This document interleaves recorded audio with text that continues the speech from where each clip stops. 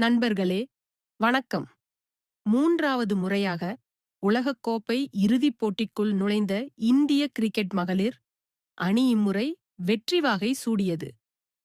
தென்னாப்பிரிக்காவுடன் நடந்த இறுதிப் போட்டியில் முதலில் பேட்டிங் செய்த இந்திய மகளிர் அணி 7 விக்கெட் இழப்பிற்கு 298 ரன்கள் எடுத்திருந்தது.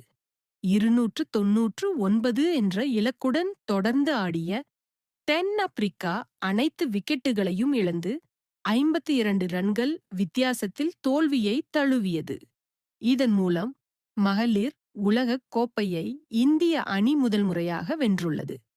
இந்திய அணி பெற்றுள்ள இந்த வெற்றி தென்னாப்பிரிக்கா, இங்கிலாந்து மற்றும் ஆஸ்திரேலியாவுக்கு கோப்பையை இழந்துவிட்டோமே என்ற மன வருத்தத்தை ஏற்படுத்தினாலும் பாகிஸ்தானுக்கு இது பெரும் வயித்தெரிச்சலாக இருக்கிறது. அதற்கு நாம் என்ன செய்ய முடியும்? நமது இந்திய மக்கள் இந்த மகிழ்ச்சியை ஞாயிறு இரவு பட்டாசு வெடித்து கொண்டாடினர்.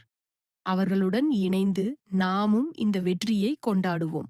மேலும் உங்கள் அனைவரின் சார்பாக நமது இந்திய அணிக்கு வாழ்த்துக்களை தெரிவித்துக் கொள்கிறோம். இந்த மகிழ்ச்சியான தருணத்தை உங்கள் நண்பர்களிடமும் பகிர்ந்து கொள்ளுங்கள். நன்றி. ஜெய் ஹிந்த்.